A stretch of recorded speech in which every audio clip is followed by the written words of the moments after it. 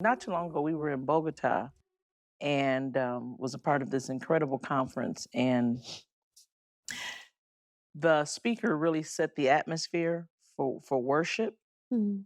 And really, everybody on one accord, thousands and thousands of people, really focusing on ministering to the Lord, and that happened. And I was just weeping. I was on my knees. I was just crying. I couldn't, it was just an amazing, charged atmosphere.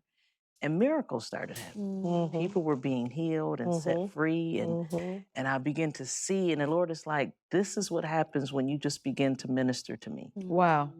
So I left there totally inspired, understanding that there's power in worshiping Him.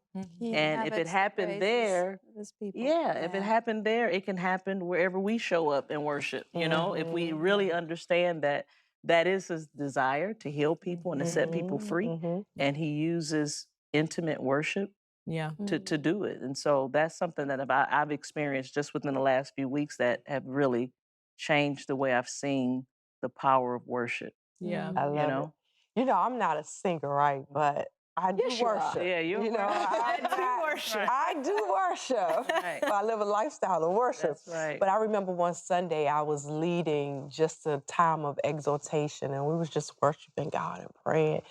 And a young lady that was in the choir stand began to holler. Hallelujah. And I'm like, okay, what's going on? And me, no set order all the time. Okay, stop. What's happening? Right.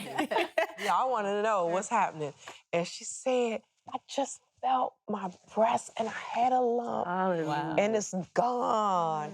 And everybody just began to worship God. And so I'm like, okay, now you need to go back to the doctor. Yeah. And let's get this documented, And she had the confirmation that the lump was totally gone. Praise We've God. seen so many of those occurrences in our ministry, even with people who haven't been able to have babies, praying for people to believe God when the doctor said you'll never have any children, and now they're pregnant or they've had multiple children. Now they're asking us to pray that it'll stop.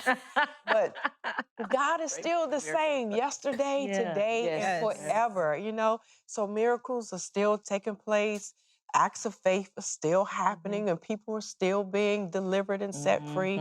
Everything that God said He would do, He has done, And so I think if people would just stay in the mindset and the frame of just being a worshiper, worshiping God for who He is, what He has already done, taking their attention off of what really you need Him to do. That's it. It's like what you want, it'll manifest. It says seek Him first and what? Yeah. All these These things. things will be added. It's like if we just worship God. Focus on Him. Focus on Him. I grew up watching miracles. My daddy, I remember him dedicating this little baby, and it came in, and its little feet were just clubbed feet. And I'll never forget, I was little. I was probably 4 or 5 years old. And I'll never forget, I was standing there looking at my daddy, and the mama was holding it, and he was dedicating. And he reached, and he took those little feet, and standing there watching my dad, he started praying. And those little feet just stretched out and just became perfect right in his hands. Watching my daddy is what I remember. That's awesome. Watching that physical manifestation of God's touch, a miracle. And that builds your faith. And the word of your testimony, I think, is so powerful, because if it happened then to them, it can happen to anyone. Exactly. I think that we all should be a lot more bold sharing our testimonies, no matter how big or small. I know I personally used to think, well, I don't really have a testimony because I wasn't strung out on drugs or I wasn't an alcoholic. Like, I used to just think like those were testimonies. I'm like, well, I've, lived a pretty good life. Like, I've always been in church. I developed a relationship with the Lord at a young age.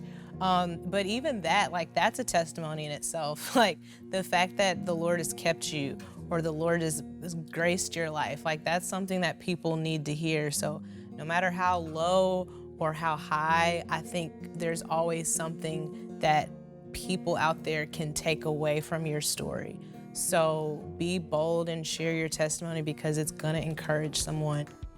I hope you enjoyed this video. Subscribe today and you'll never miss a new upload. And don't forget to check out our Better Together shop. Thanks for being a part of our community.